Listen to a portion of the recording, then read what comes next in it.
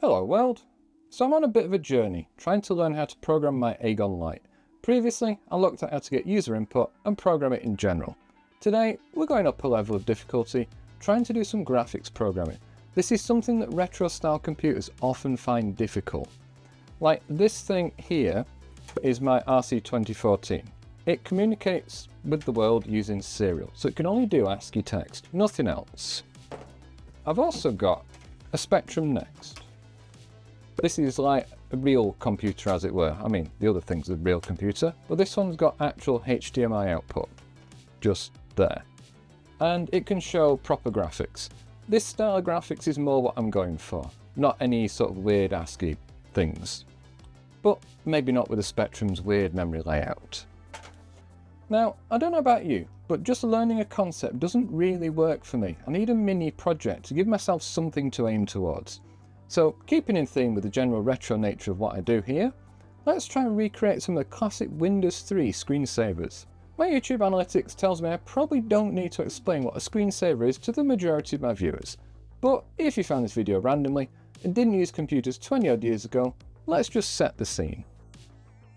So this is my PC from the 90s. Look at this monster. It's got 2 monitors, it's a tower PC, good old giant CRT telly to watch things on. This is how we used to do computers back in the 90s. Now, that computer was reasonably quick for its time. It was some sort of Pentium 2 or something. But it took forever to boot up. Seriously, the BIOS checks where it counts the RAM and just farts around by itself, that alone took maybe 10 seconds. Which feels like nothing, but your entire PC right now probably boots in 10 seconds. Then it had to grind away with its mechanical hard disk, finally loading Windows. So, in order to save a bit of time, I tended to leave my computer running for long amounts of time. I just never switched the thing off. I used to sleep with it whirring away next to me. Typical office computer might get equally the same kind of treatment, where you probably switch it on Monday when you come to work, and then not switch it off again till Friday when you leave to go home. You see, all this was before power saving had been invented, and long before electricity became this rare, expensive commodity that we, don't want to use anymore. It was the 80s and the 90s. The closest we got to energy saving was a pretty logo in the BIOS, and maybe it had a new fancy digital monitor that understood power saving, and an operating system that could tell the screen to switch itself off. So the problems with these screens was that leaving them showing an image for a prolonged period of time caused that image to actually be literally burnt into the coating of the back of the glass. I'm going to show you some examples. Here's a quick Google search of monitors with screen burn. I mean, look at this one. This is some poor Pac-Man screen, and it's switched off, it's not even in its case, and you can still literally see the pattern of the game because it's just probably been on there for years. And here's another one where you can see some writing.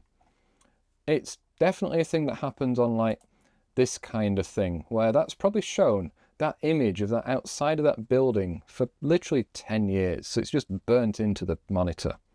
So yeah, this is the kind of thing that we're trying to prevent.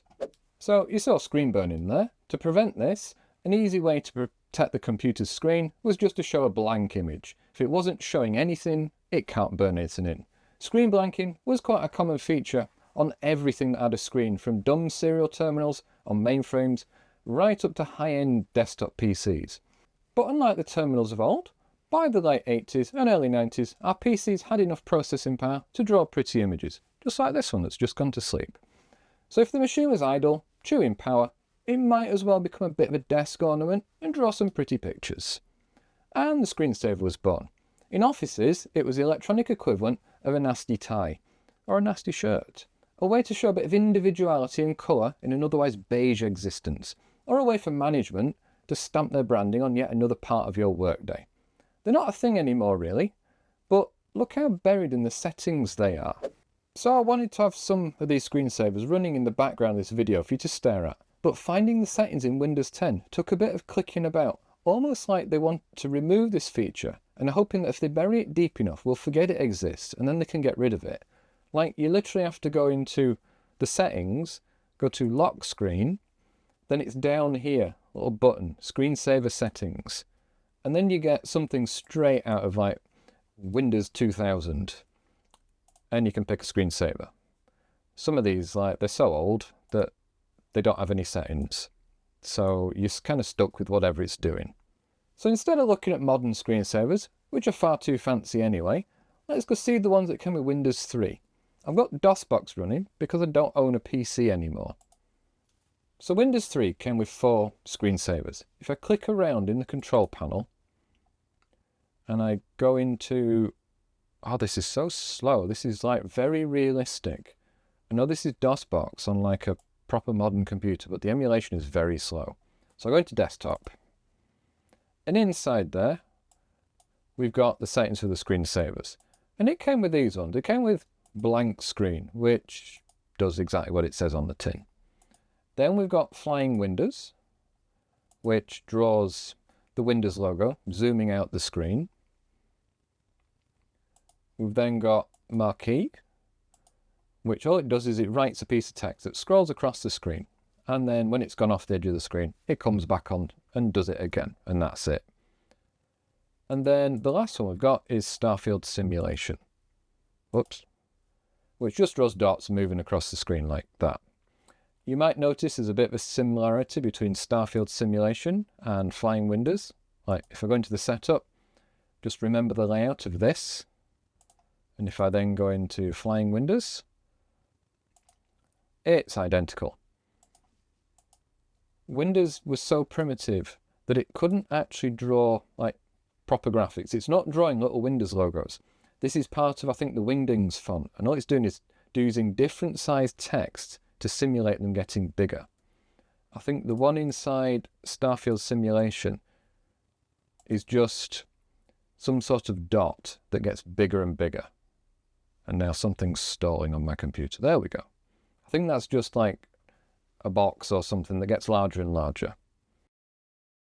Now, it's either some sort of weird Mandela effect or there's a conspiracy against me, but I swear there was also the Mystify screensaver. Couldn't find it for Windows 3.11. So here's some random YouTube video I found of it. I'm going to recreate these using C on my Agon Light. Now, obviously I don't need a screensaver on my Agon Light. It's not that kind of computer, and it'd be pretty pointless because I only turn it on for a few minutes when I'm playing around with it. This is supposed to be a fun exercise in learning how the Agon's graphics work. Trying to make a game ultimately, so I need to learn the hardware. Since I've not yet learnt how to draw bitmap images on my Agon, I'm going to recreate the easy ones to begin with. Mystify and Starfield Simulation. I'll start with Mystify, even though it doesn't actually appear to be a Windows 3.1 screensaver. Was it though, or am I just misremembering things? Please tell me in the comments if you actually saw Mystify in Windows 3. Or did it only appear in Windows 95 onwards? Either way, if we watch it, we can see it's nothing more than a bunch of lines that bounce around the screen. When the corners of the lines hit the edge of the screen, they bounce back. But if you look at it another way, it's just a bunch of points that bounce around the screen, and we've drawn lines between the points. Now, how can we do that ourselves? Well, I'm using a machine that's inspired by 8-bit machines of the 80s. They don't usually come with any graphics API. There's just you, some video RAM, and it's up to you. So usually you start by doing a pixel plotting routine, and then something like Breezenham's line drawing algorithm. It's not really worth a video. It's possibly a YouTube short at best, so the fact we're still here means the Agon must be different. Let's find out how this thing draws graphics. Drawing graphics on the Agon is virtually identical to drawing graphics on one of these things. This monstrosity is a BBC Micro. It was a very popular computer in the UK in the 80s, especially in schools. My school had one of these when I was a little kid. It had one computer which was just one of these. If we were lucky, we all got to sit around it whilst one kid operated it. Now the BBC Micro was a bit of an odd computer when it came out. You see, most computers of that era were made by business people or engineers trying to jump on the new computing bandwagon. The aim was to sell the cheapest hardware so it was affordable, so you got some sort of market share. Look, this is a Spectrum. This is a Spectrum Plus, so it's actually got like a half-decent keyboard. Half decent, it's not a good keyboard. There's barely any computer inside this. It's been cost reduced so much just to like make it cheap. But it was very, very popular, and it was a feat of engineering. But it was also deliberately made to be cheap. The BBC Micro was different. I've done a video about this. I'll link it wherever you put links in this thing. It's a bit old, but it explains how the BBC Micro was created for the UK government's computer literacy project, which was a really good idea at the time, where the UK government actually wanted to help its citizens understand these newfangled computer things. We should probably do that again. You know, some sort of coordinated government-funded education for new technologies. It should be a consistent thing.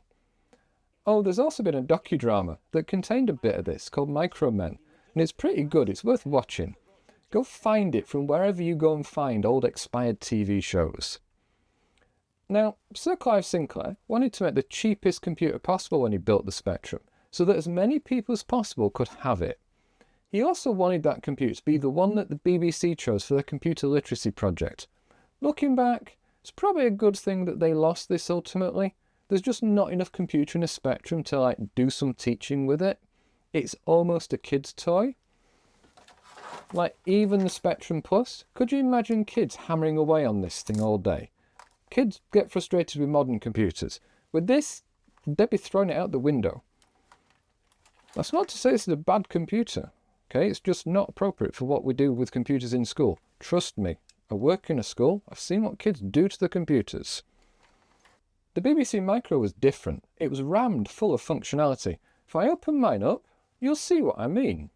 So this is the inside of a BBC Micro. And if you look, it's literally rammed full of stuff. There's various little bits and pieces in it. This bit here is where all the ROMs live. And there's deliberate sockets where you can add extra ROMs. This machine was built to be worked on by kids and teachers and upgraded. There's then various I/O circuitry. This bit up here is probably the video. This bit is a floppy disk controller, which I've upgraded with a separate board. And this whole thing is not that the engineers at the time couldn't work out to fit all this into a single chip. It's more that they were given free range to build a computer, so they put as much stuff in as they possibly can.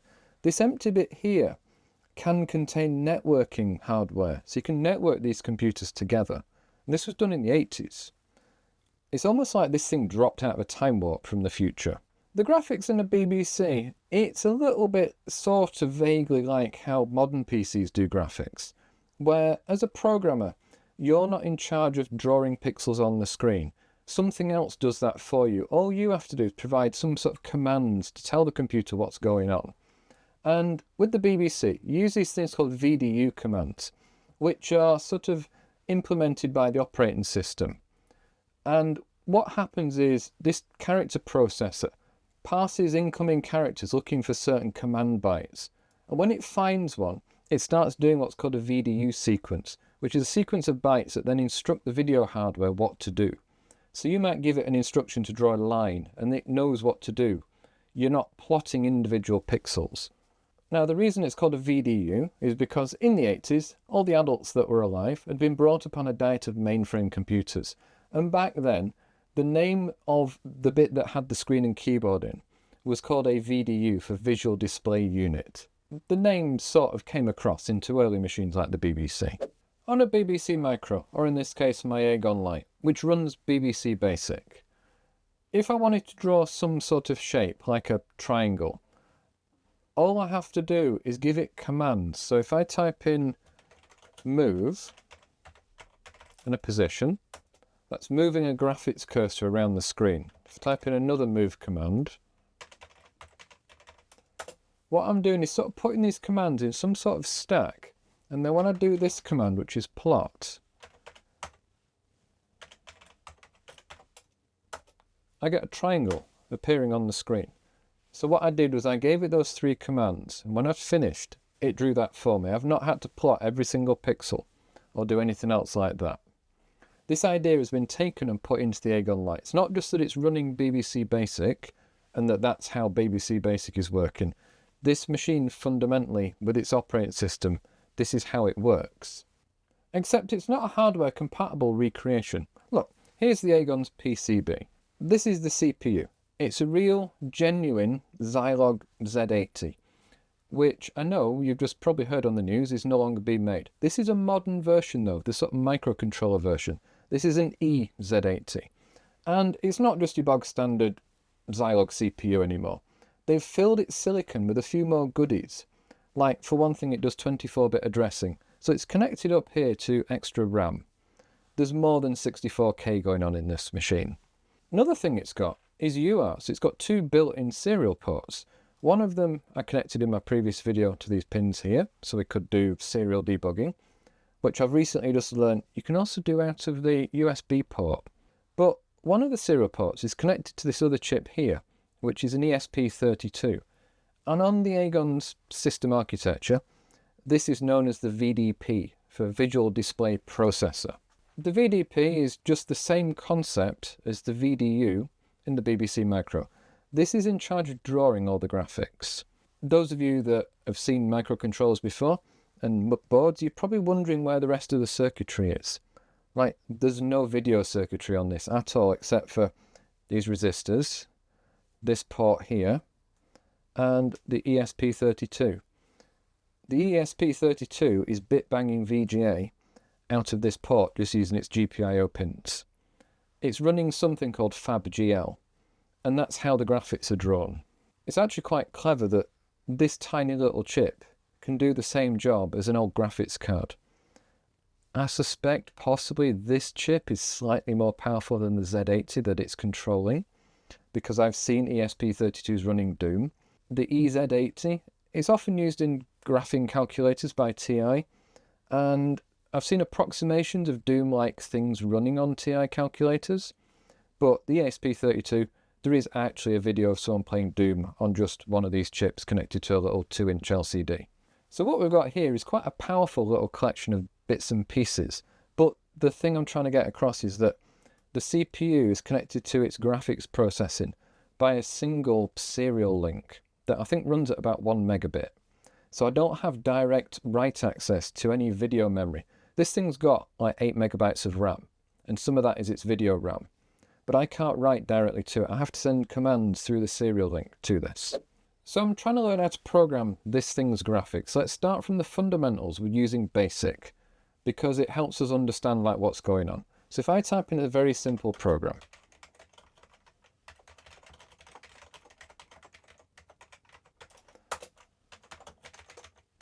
and I spell correctly, because that helps, doesn't it? You obviously get text appearing up the screen. But why is that happening? Yes, I've used the word print.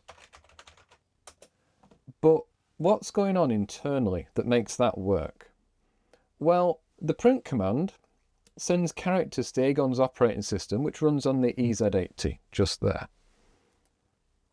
And what the EZ80 does, running BASIC, is it receives those characters and it sends them down the serial link to the ESP32, which then interprets this as some sort of instruction and then goes off and runs FabGL, which draws the actual physical pixels on the screen. Now, if I type out this tiny little BASIC program, which should draw a line,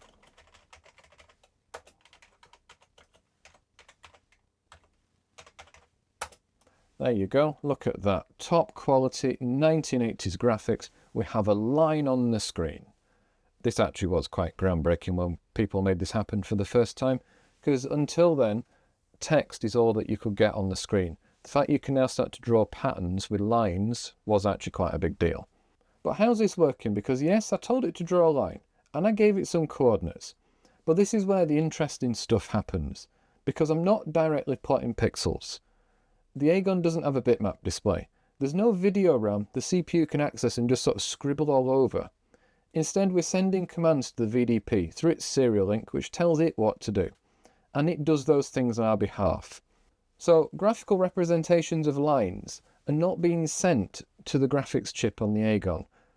All I've done is said move to this location and then draw a line to that one. And the Agon has done it by itself. The really clever part is that this basic command draws it on the screen. But also there's another way of doing this, using something called VDU commands. And in fact, before we go in that, there's another one called plot. So I'm going to do the same thing again, but I'll do it slightly different screen location. So if I do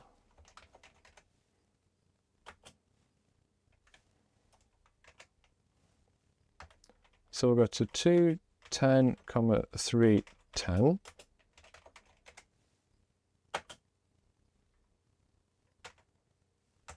And then we'll do to 650,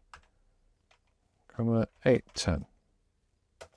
you can see I get another line, but I've not used the same commands. I've used plot, and then mode 4 of plot does the same as move, and mode 1 of plot does the same as draw. And there's lots of other options. So there's like multiple ways of doing the same thing because they're all sending the same underlying commands to the VDP. But these two things are equivalent to something else. So we've seen that if I use move and draw, I can draw a line. If I use plot, that does the exact same thing. So internally, move and draw are just convenience functions for plot, so that there's less to type. All of this is a convenience function for the actual commands that I instruct the VDP with. So if I type in VDU and then 25 and then 4, and we'll give it some different coordinates again, so 220, 320, and then VDU 25, 1.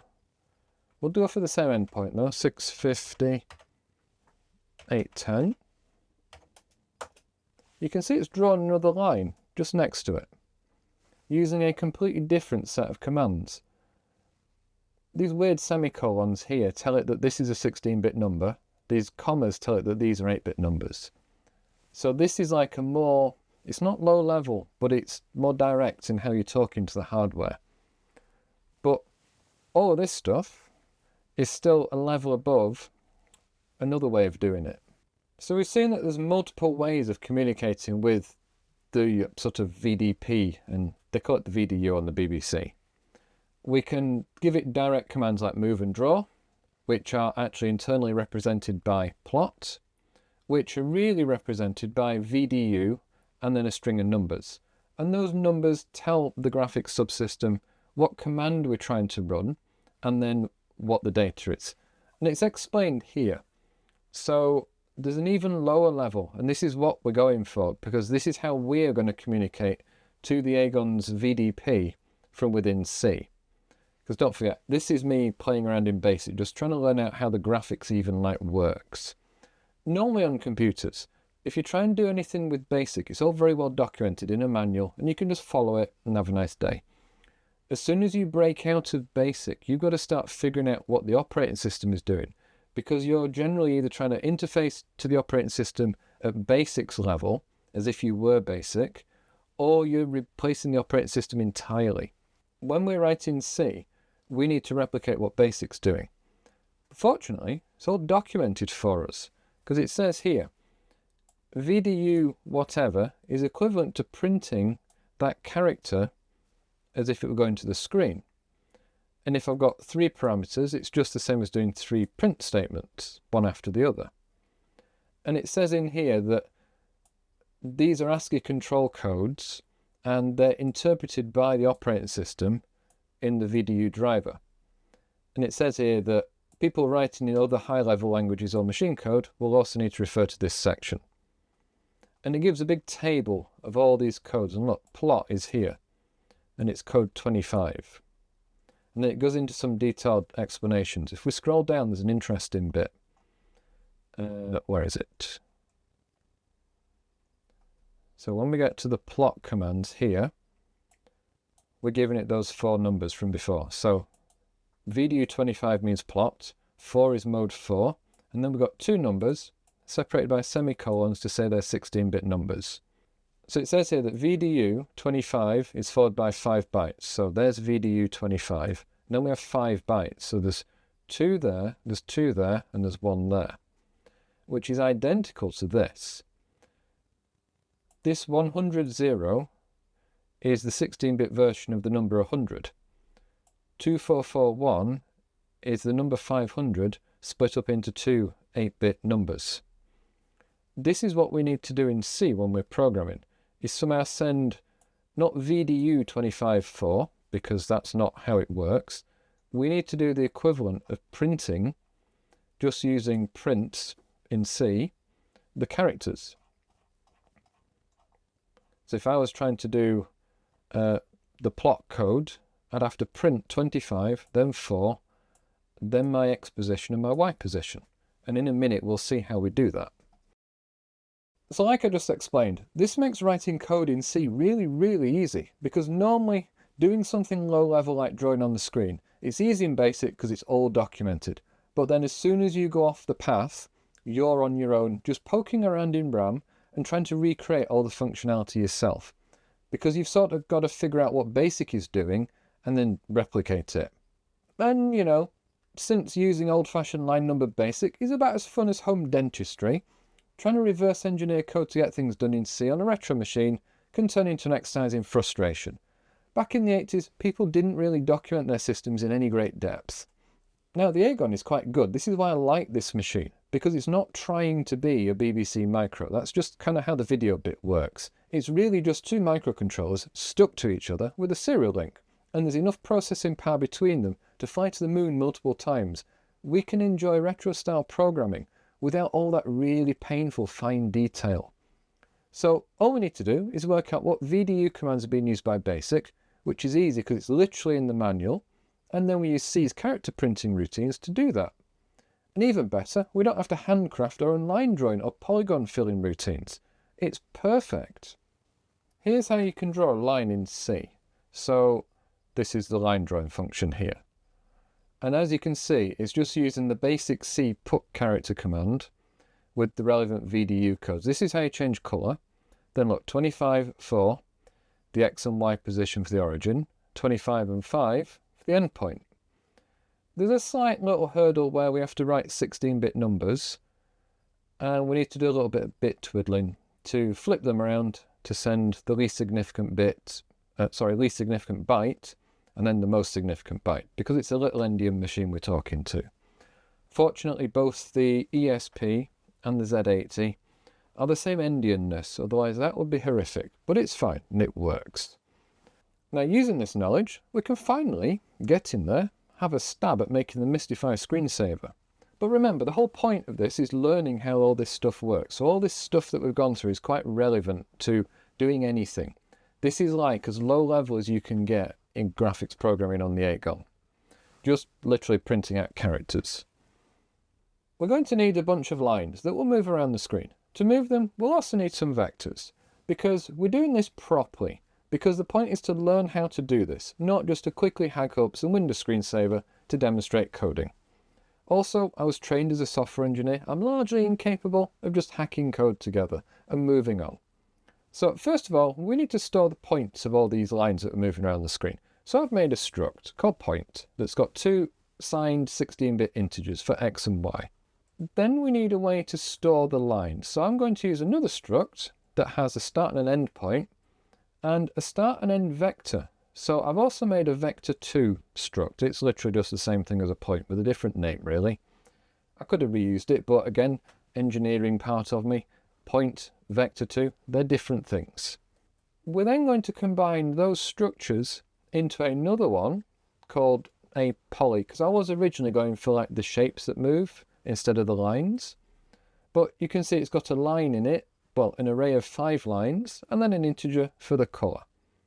And then what I've got is an array of 3 of those things. So if we look closely at the screensaver, the lines form shapes and move around the screen with a little sort of trail. I'm going to stick with straight lines, but I want that trail effect, which is why I've got that array of 5 lines. So now, having just described all this abstract stuff and written a bunch of like structs that don't really do anything in C, it's just a way of organising variables. Trying to do this in BASIC is awful. There's no structs, there's no way of organising data apart from sticking it in arrays. That's your limit. And it's really messy in assembly. C is a nice middle ground. Defining a struct doesn't really do anything. It's not like making a class in C++. It doesn't drag in any extra code. I'm just telling the compiler all these things glued together make a new data type. I need to initialize those points with some values, then draw them on the screen. So I've got some initialization code here that just goes through all 3 groups of lines, and it sets a random color, the random start and end points, some random vectors for moving it, and then this little bit of code here, all it's doing is working out where the trail is. And I'm doing that using this horrific maths up here that uses floating point, and it really does normalize a vector on a Z80 that's got no floating point unit. We're going to skip over all that nasty code and we're just going to move straight on. That has the end effect of making each line start a little bit behind the other. Then to update it, all I'm doing is moving the points, the start and end point by the vector that I've got, and if it happens that the start or end point goes off the screen, I just reverse the vector. It's that old style kind of bouncing DVD logo or even Pong style motion, which actually, if you do the proper vector maths using sine and cosine, does simplify down to just multiply it by -1. And then to draw it on the screen, I'm just drawing a line, which goes back to that basic code that I showed you before. And the end result looks a bit like this.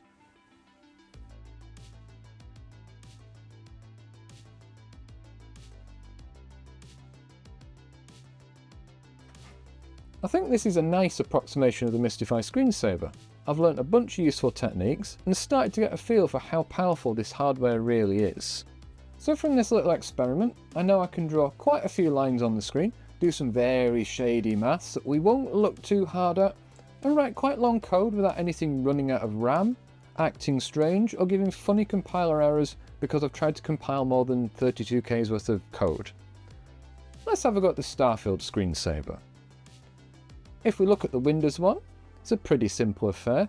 Dots representing stars appear to zoom out the screen towards us in a sort of pseudo 3D effect.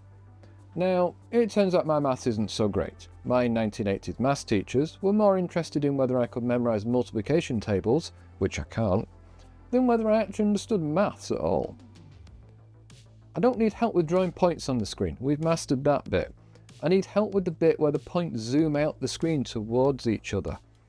So rather than fumbling about and trying to get nowhere and asking on the internet and having to put up with all that rubbish, I've done the shortcut and asked ChatGPT to help me. It's got no real idea about C, it's not that good at C. Doesn't really know what an Agon Light is.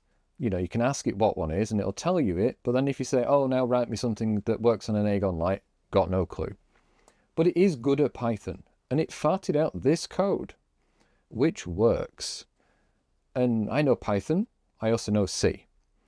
Python is sort of executable pseudocode to me, so translating from one to the other isn't very difficult. This is why Python is a useful skill to know. It's good language for quickly testing ideas. And I know I'm doing floating point maths on a CPU with no floating point unit. But, you know, we've got to live dangerously. So we'll ignore that bit as long as the effect looks good enough. Today I'm not learning about optimizing code. Working out a robust way to do fixed point maths is a problem for future me. So here's the code. This is the whole code for the screensaver. There's barely anything to it. I've got a vector 3, an array of them called Starfield, and there's 100 vector 3s. They are literally what you think a vector 3 should be. It's just a struct with 3 signed integers to represent, actually no, they could be signed floats, but I can't be bothered going and looking now. But all I do is I pick 3 random points, and then I use this slightly shady maths here to make it look like they're moving towards us. This is just the basic how you project a 3D point onto a 2D plane. And then I work out the colour to make dark things far away and light things close up. Then we finally use plot circle. And all plot circle is the Agon's graphics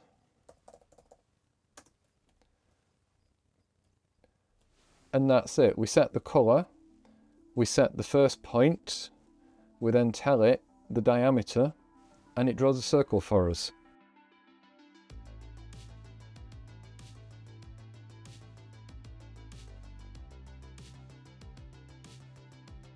Once you've mastered this idea, everything becomes very easy to do. You can literally look at a basic program and reverse engineer it pretty quickly. All this code, by the way, is on GitHub if you want to have a play with it. I'll put the link in the description and it's probably on the screen at the moment. It includes all the C code that you've seen, but then there's a bunch more because this is like part of a little system I'm making. I've got a bunch of little demos on this, and you'll see some in future videos. Which means I'm not going to explain how this code works, but feel free to poke around in it. There's not that many comments, there's no documentation, so if it breaks, you get to keep all the pieces and have fun trying to build it back up yourself. Having learnt the basics of talking to the VDP and sending commands, I decided to see what this machine could do. I'm going to leave you with this little program that I managed to create. It demonstrates the power of just like brute forcing an algorithm to work. Pretty much everything that goes against what I said earlier about being a software engineer that must make things properly. This is me hacking stuff together to see what happens.